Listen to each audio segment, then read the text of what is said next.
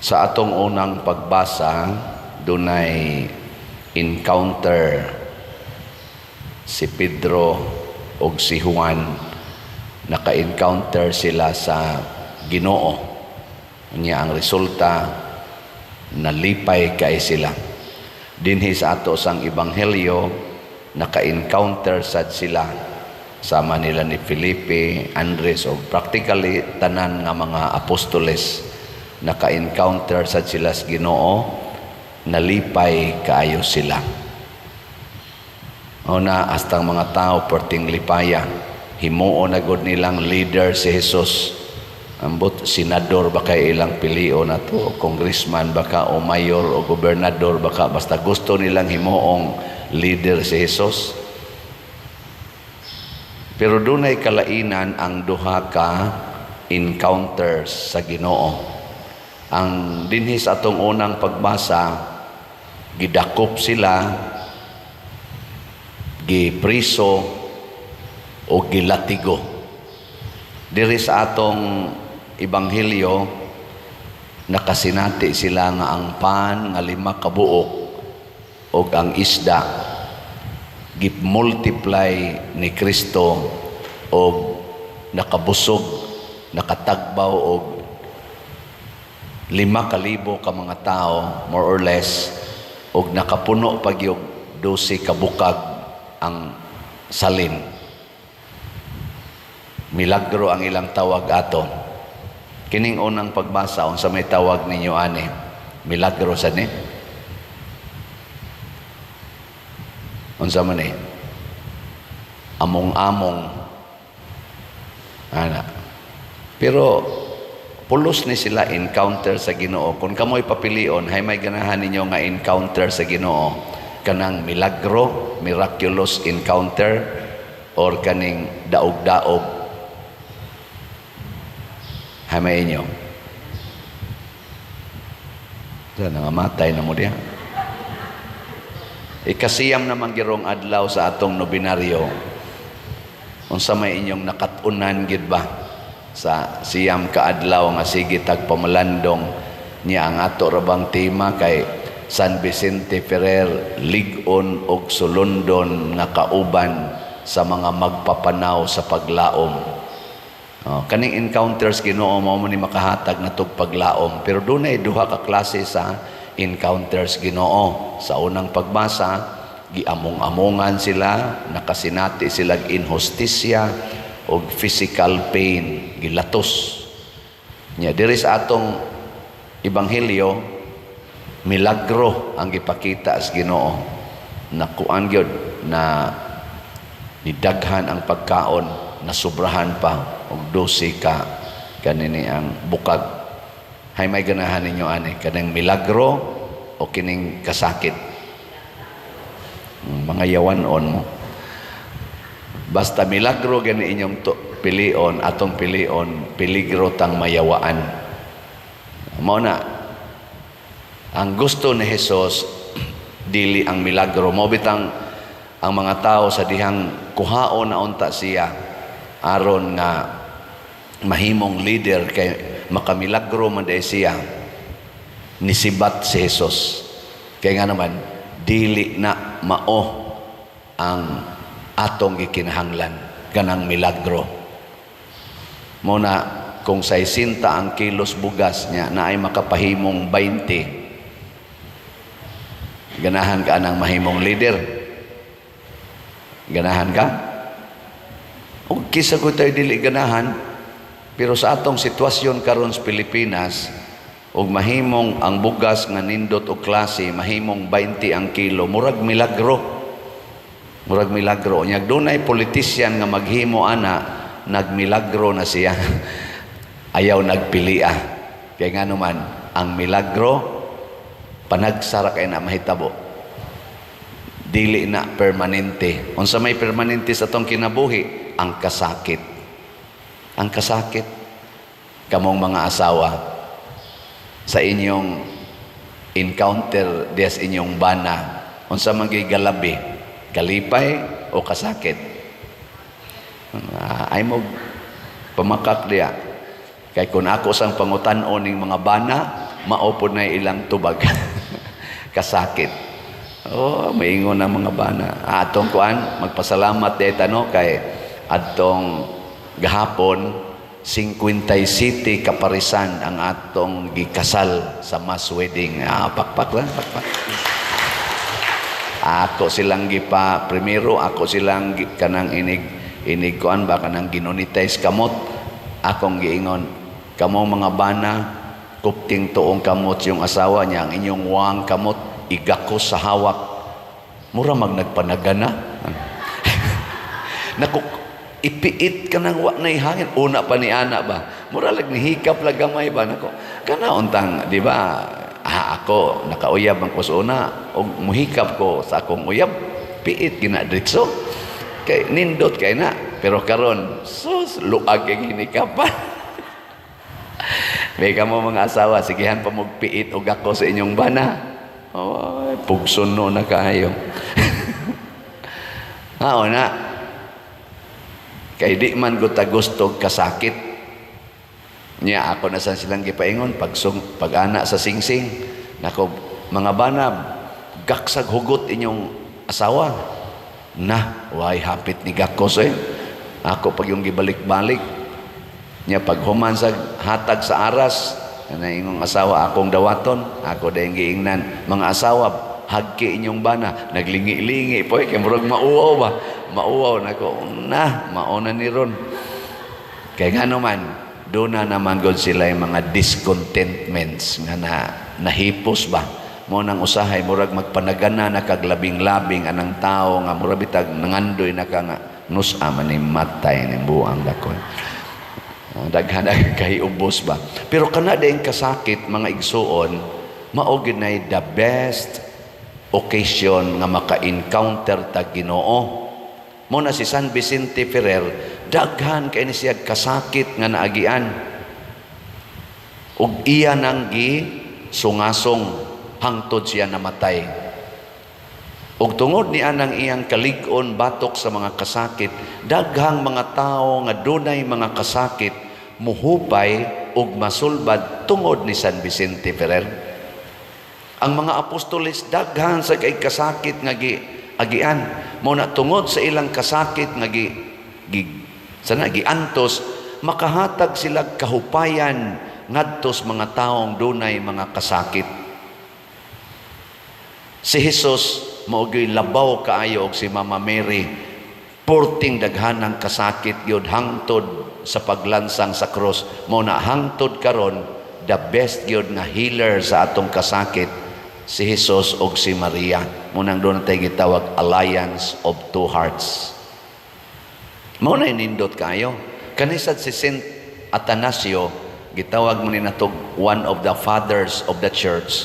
Buutan kay ni siya, nindot kay ni siyang muwali, may kay ni siyang mupasabot, matinabangon pa kaayo, pero unsay nahitabo sa iyang pagwali sa pulong sa Ginoo, gisakit pod ni siyang maayo tungod kay ang mga leaders atong panahona do na may gitawag og heretical belief. Kana bang murag dili kayo Kristiyano nga belief ba?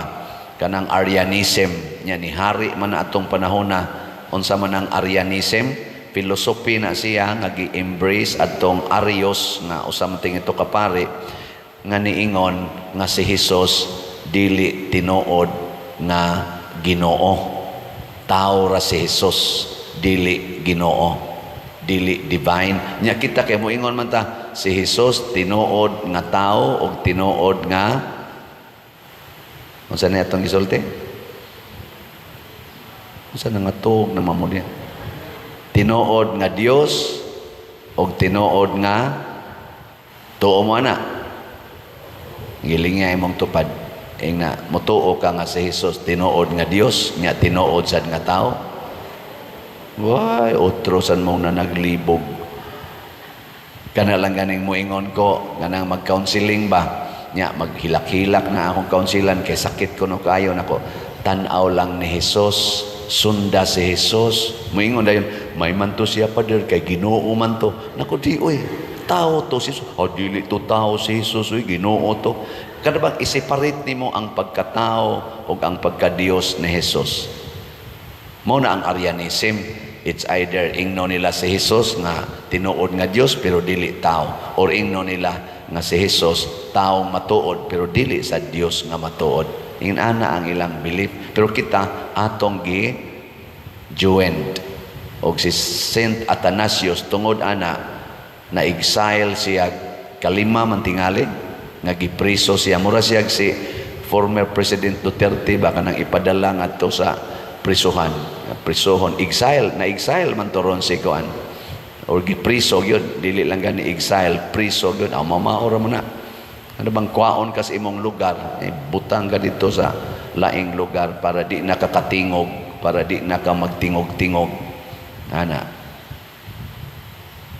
sa Team Marcos o Team Duterte karon hay may kusog mo antos aron isangyaw ang kaayuhan sa Pilipinas.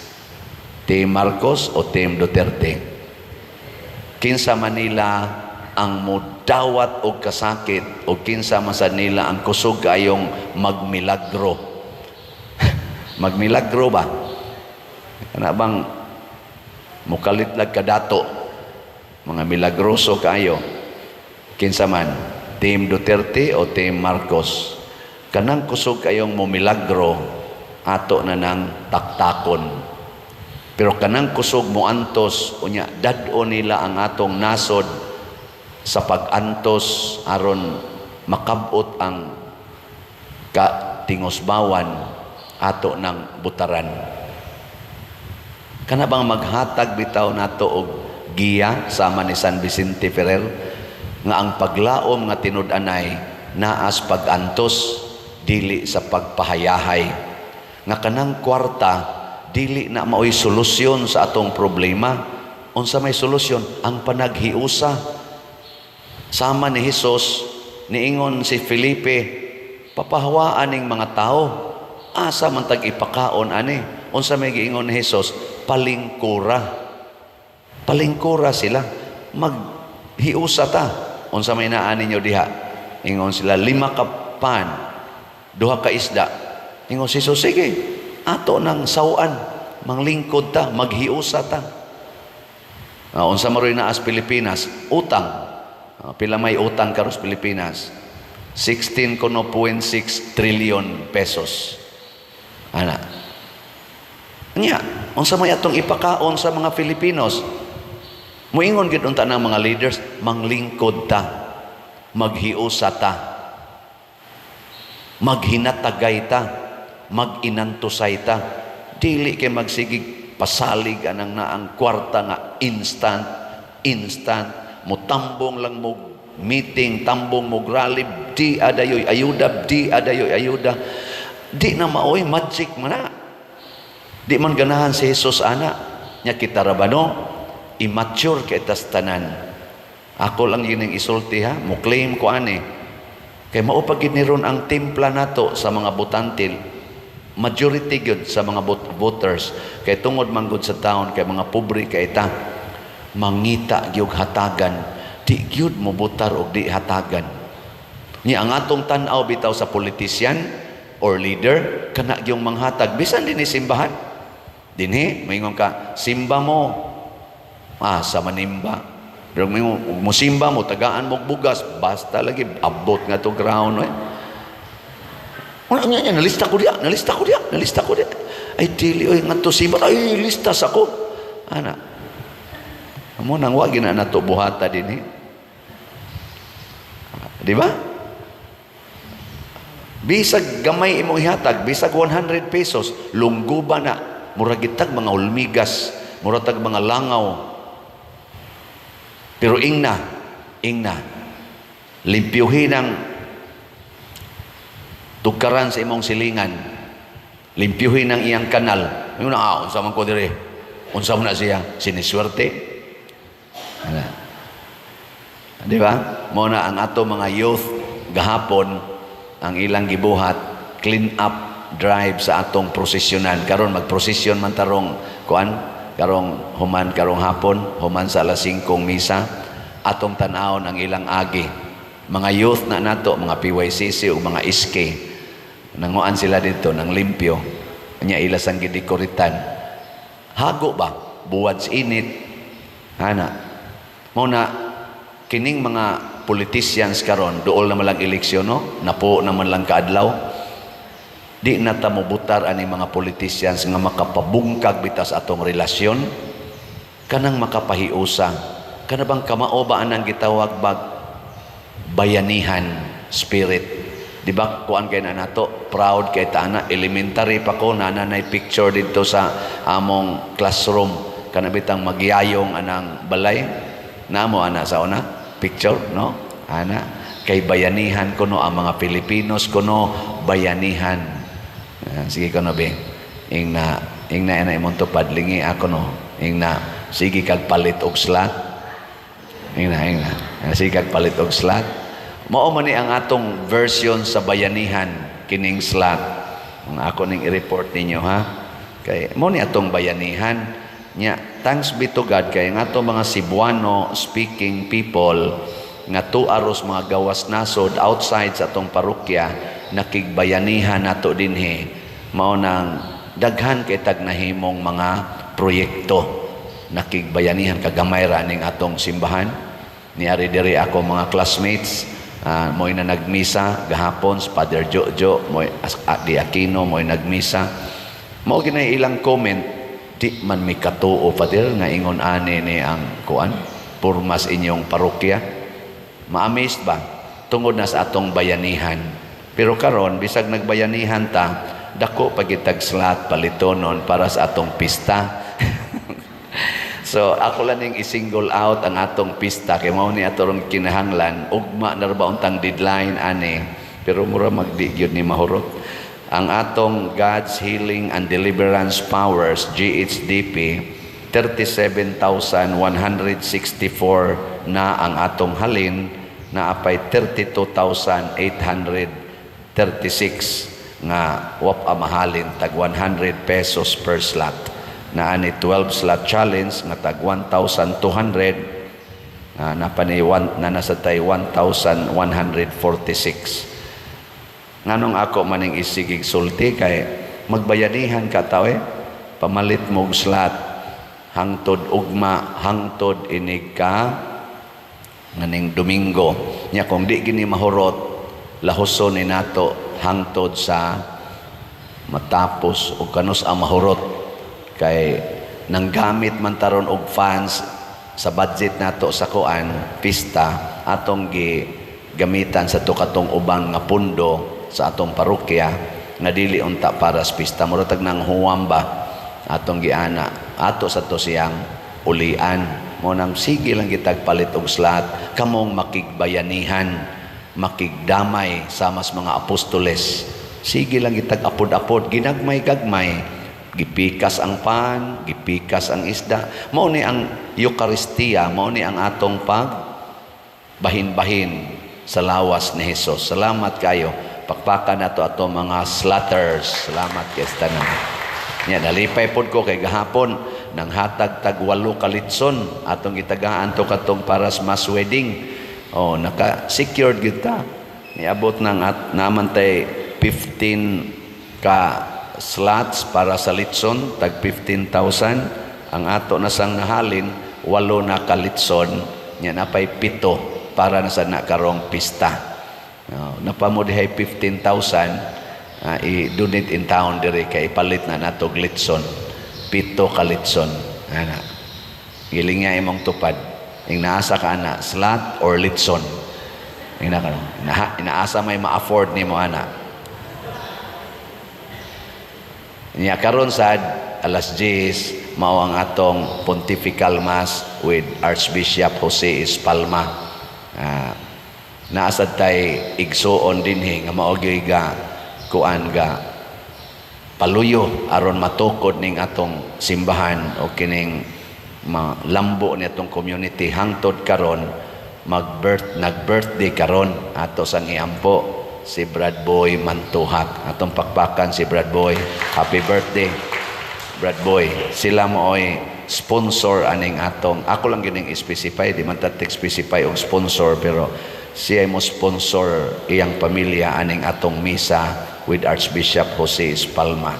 Nya isip iyang celebration ang tanan nga motambong kuno dad-o niya ngadto sa paniudto, ang tanan nga motambong, pero maglakaw lagi ana padong adto padong Woodlands ato man dito ana diha ba na dako diha nga kuan sa may Woodlands na dako nga hall diha nya nganong iyam nang gibuhat sa iyang kalipay nga nakaabot siya 64 og nilambo ang atong community dinhi, pero kay bawo ba mo kasakit nga naagian ni Brad Boy og sa iyang pamilya, kay bawo mo di na lang na nato hisgutan. Grabe ang kasakit nga ilang giagian sa pag-alagad aning parokyaha, pero kay ni padayon man nakasinati siya karog kalipay og ang iyang pamilya nga di gid niya ma-explain. Mao nang ang iya ra gyud i-share kuning akong grasya sa akong birthday. Ako sa dinhi nasakitan sad mo kay bawo mo sa akong kasakit dinhi hangtod karon. Daghan oy, pero wa sa jud ko moundang mo nang ni kasinati sa tarog kalipay mo nang musige ra jud ko ingon kasakit pa more. Kay ang kasakit lagi maunay nindot nga okasyon aron ta makasinati sa Ginoo. Kamusad naasa ninyo nasakitan sa inyong pag-alaga dinhi. Hasta mong namalit og mga slots, naasad mo'y kasakit. Pero padayon tagpalit, padayon taghiusa. Matod pa ni Kristo, kitay mo pakaon, bisag hapit wa natay pagkaon. Kitay mo palit og slot, bisag hapit wa natay kwarta. Matod pas usa nato kabayar, hangtod karon pader, pobre lang gyapon kaayo mi. Pero ang akong gibati sa una, bugat kaayo ang among kakabos. Pero karon nga magsigi kog palit labing minus usa ka slot kada buwan. Ang among kakabos gaan kaayo ug daghan kay kog kalipay nga nasinati karon. Di na kabayran og sapi Di ba? Ngana. Tubag nato sa Salmo nag-ingon usa ka mahinulsulon og mapaubsanon nga kasing-kasing o Dios dili nimo tamayon. Lingay mong tupad ina kumusta imong kasing-kasing, tamayonon o dili. Sa nahitabo karon nga pagdakop ni former President Duterte pag naog yun sa airport gikan siya sa Hong Kong gahapon alas 9 buntag, unya gipalupad na siya ngadto sa Netherlands ba to, gisakay sa eroplano ngadto padong sa korte sa The Hague to sa Netherlands, kay adto kuno dito siya patubangon siyang kaso pagka mga alas 11 gabi na ay nagsyagit-syagit sa kalipay ng mga Filipinos, na asay nagsyagit-syagit sa kasuko o ng hilak ng mga Filipinos, pulos Filipinos. Lingay mong tupad ina unsa imong gibati ani.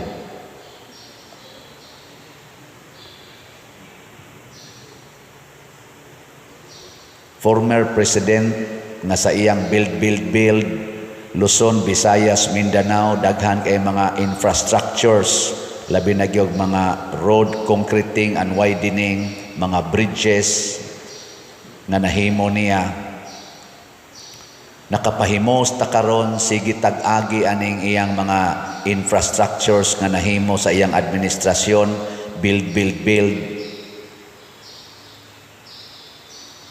Kisakahan niya ang sweldo sa mga policemen, gid-double, hapit gid-triple, apil nas mga benefits.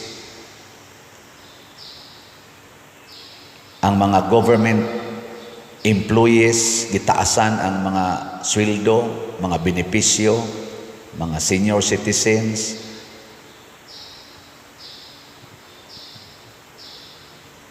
Mga eskwelahan, gipangtukod, mga bilangguan, daghan kayo mga bag-ong mga bilangguan, Luzon, Visayas, Mindanao, kay bao ana ang mga BGMP.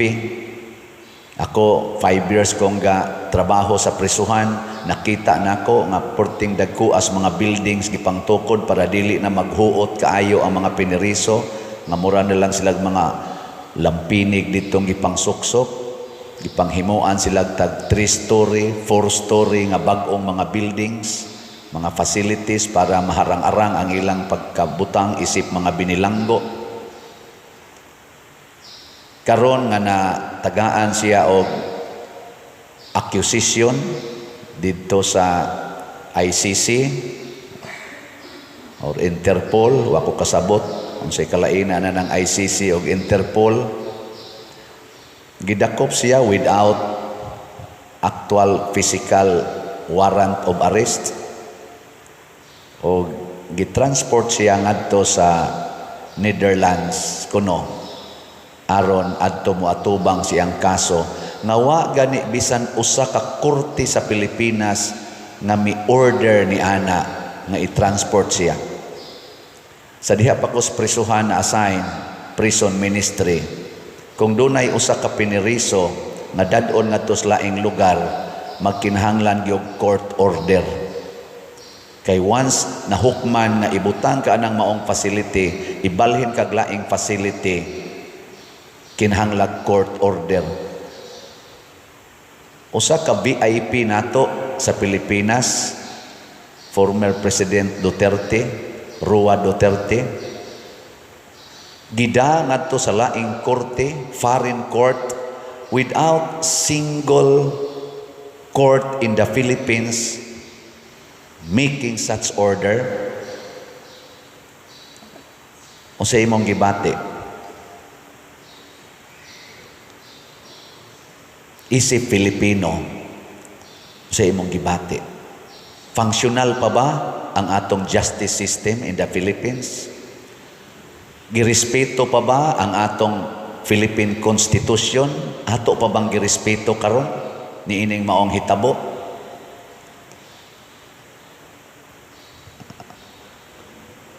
Doon na ba'y presidentes Pilipinas nga nagbuhat ani ngadto sa mga VIPs nga dunay dagkong kaso sama kanhi sa kaso ni former President Erap Estrada, former President Gloria Macapagal Arroyo? Giingon ba ani sila pagtratar sa ilang mga kaso nga giatubang sa una?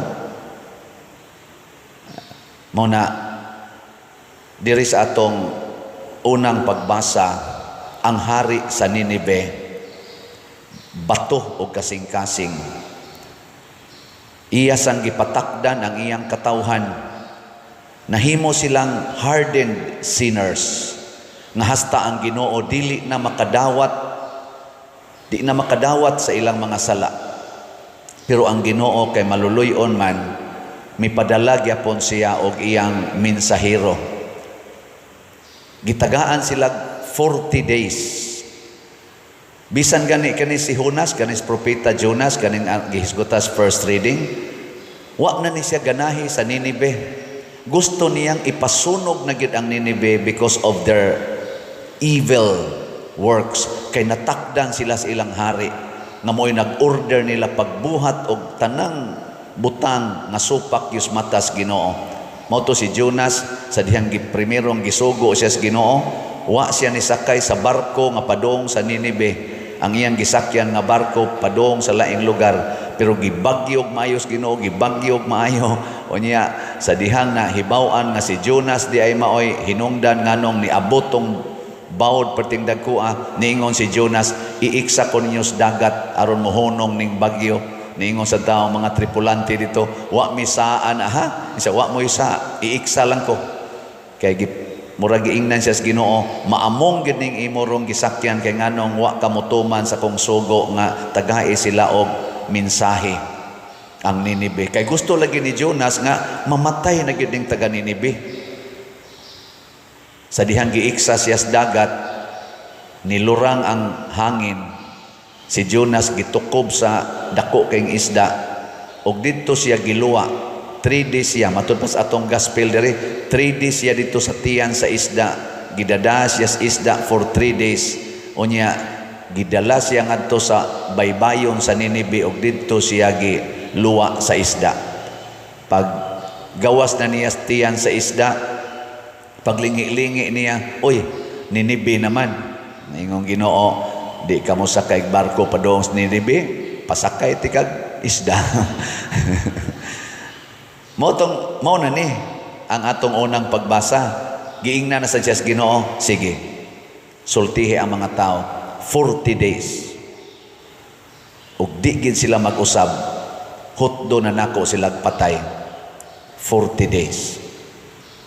Ang Ninibe, dako kayo nga syudad, nga matod pa diri sa unang pagbasa, kung imong baktason tadlas lang niya, kanamang imo lang lakahon ba nga mo cross kaniya, 3 days.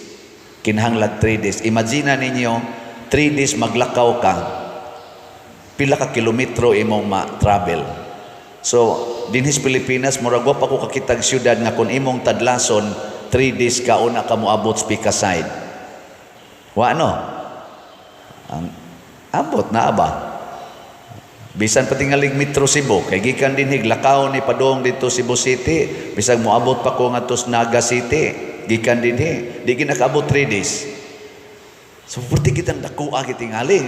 Gikabugo nga to sa Santander. Mauna ang breath lang ba? Kanang iya lang bang cross? Nilakaw si Jonas og 1 day sa iyang pagsangyaw. Natandog ang mga tao. Word of mouth. Wala pa may cellphone sa una. Karon ana may cellphone, no? Kuan raman to, group chat raman dayon ni nato karon. Ana i-live day nato, kita day stibok mo bitang nakahibaw tag unsay nahitabo minute by minute sa pagdakop ni former President Duterte tungod anang mga live karon nagkatag na gabaha galunop na naa sa atong social media. Di na lang ko mo detalye kamo nalay tan-aw diha. Unsa may nahitabo? Change of heart. Ang mga tawo nga nakadungog naghinulsol, nagbasol og ilang gisi ang ilang mga sapot og nagsulob silang sako, wa na sila mukaon. Niabot ang maong notice ngadto sa hari sa Ninibe, sa presidente sa Ninibe, og ang maong notice nakatandog sad sa kasing-kasing sa hari. Iya sang gigisi ang iyang sapot, gihukas ang iyang harianong biste og naglingkod sa siyag sako o abo, nagpuasa og ni order pagid siya tanang mga tao hangtod sa mga bata, apil ng ato mga hayop, way kaon, way inom, maghinulsol tang tanan, pamasin nga maluoy ang Ginoo nato. Mao na ang Ginoo kay maluluyon man, iyang gi-change ang iyang plano. Pero actually wa mo change ang Ginoo sa iyang plano. Di man sa ko ganahan mo ingon nga gi-change ang iyang plano. Ngano man, gitagaan lagi niya 40 days. So within pagyapos planos Ginoo na kung maghinulsol ta in 40 days, naagyoy kaayuhan nga moabot. Og tungod ato, wa sila dayon nagpatay. As Filipinos, kining nang hitabo karon sa atong nasod, nalipay kang Ginoo ani? Nalipay kang Ginoo? Kaning mga Filipinos, atong mga kapwa Filipinos nga nagsigirog sayaw-sayaw, gasigi yes tungod kay nadakop na gyud, napriso na gyud si President Duterte.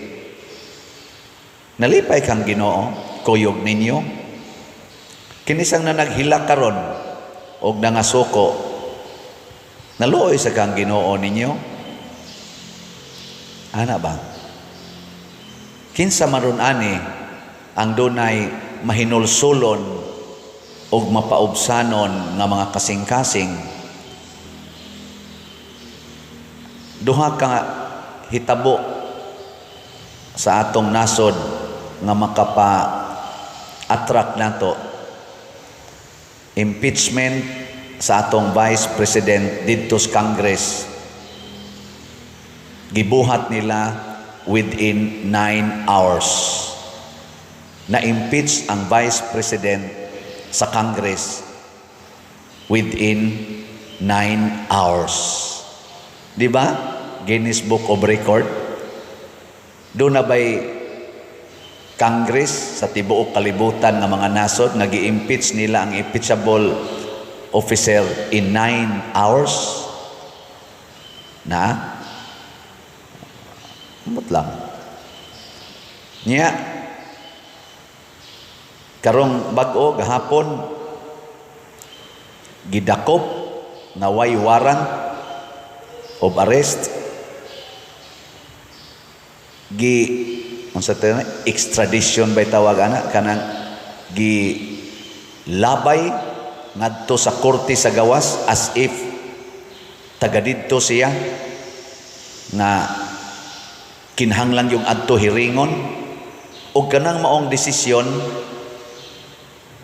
na finalize from gidakop man si President Duterte og 9 o'clock in the morning, pagka 11 in the evening lupad ng eroplano padong adto sa gawas. Sa ato pa final na ang desisyon, extradition ba na itawag ana sa among mga pari, exclaustration man na siya, kanang ipagawa adto kaslain ng congregation.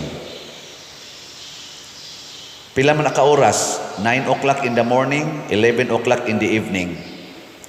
Pila na ka oras? 14. In 14 in 14 hours na final ang maong desisyon.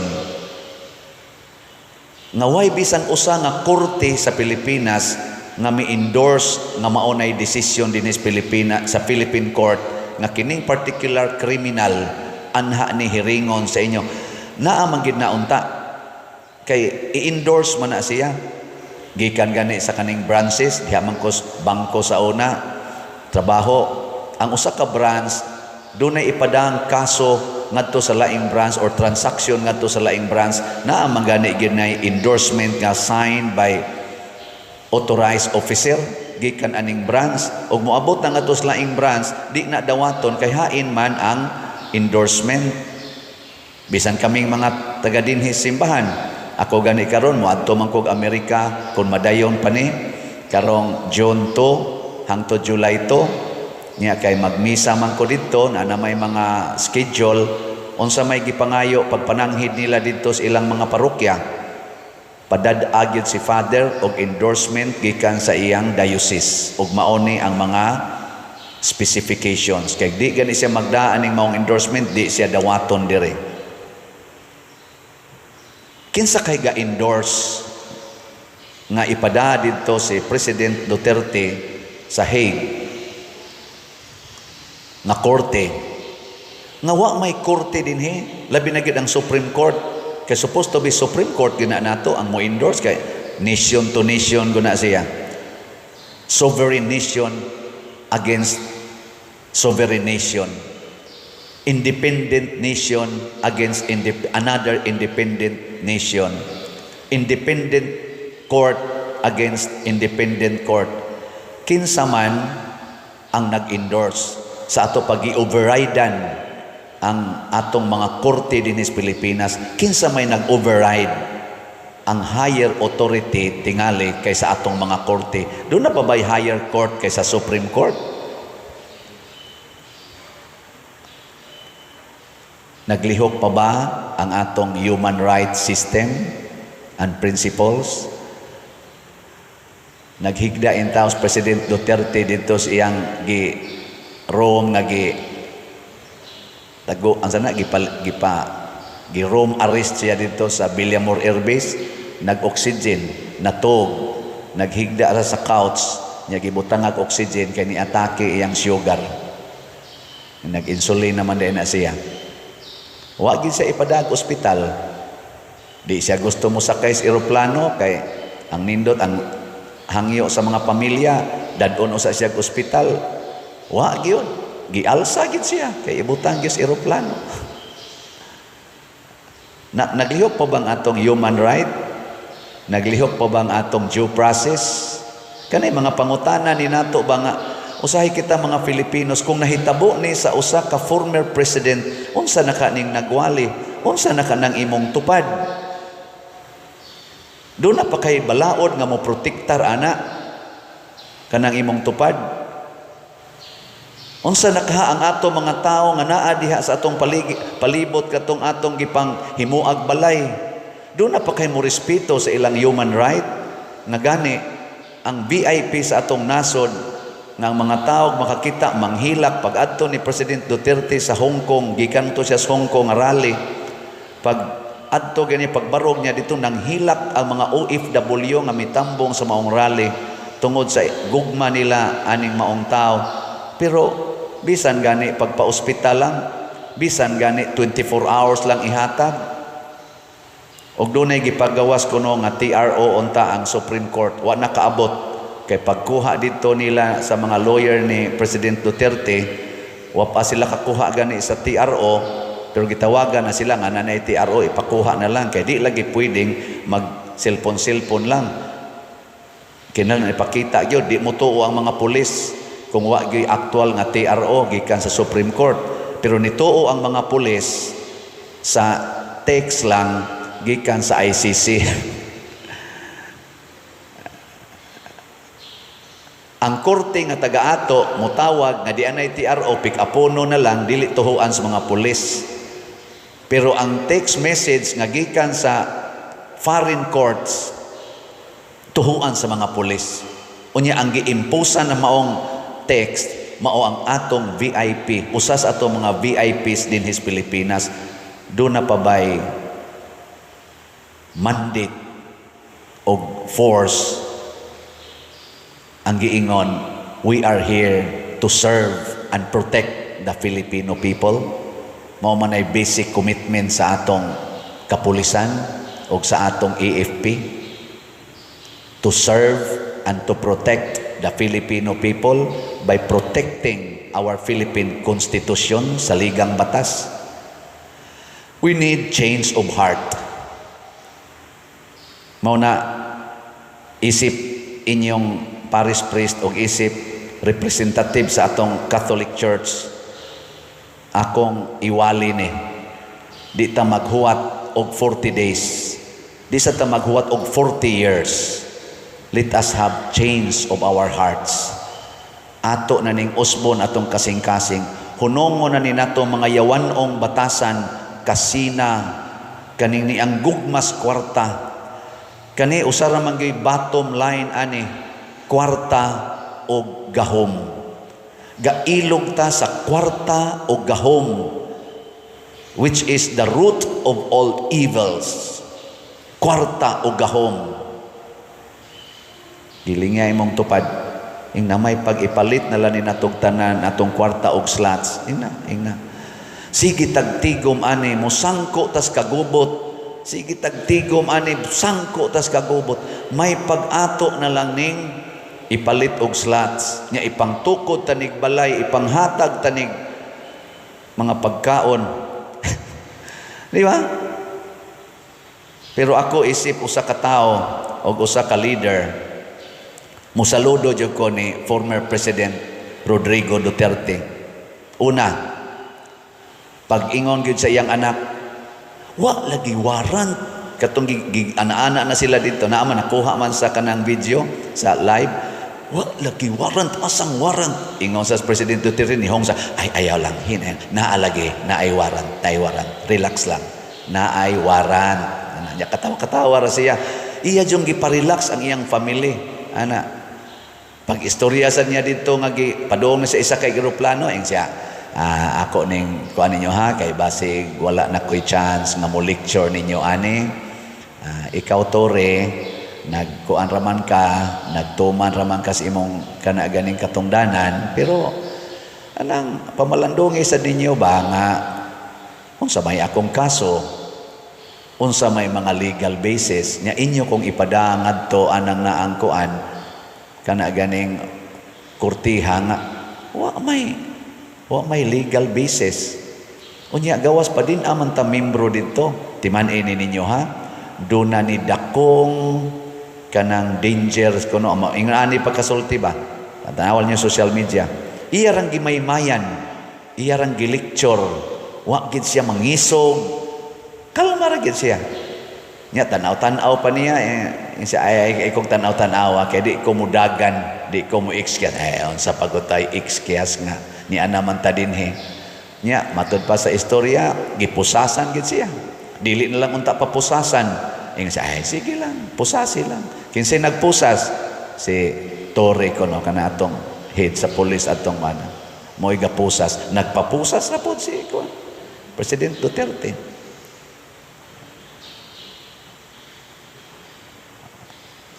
Di ba? Dalaygon nga buhat. Wa gani siya mo ingon sa mga tao, magkuanta, mag people power ta. Ang iya ra gyud, kalma, kalma. Agion ta ni, atubangon ko ni. Og iya na nang gibalik-balik pagsulti, ako'y siluti ninyo. Similar to this.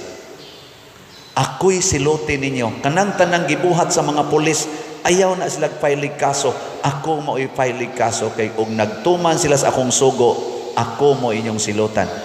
Iya sang giduphan karon, ayaw mo, kalma mo.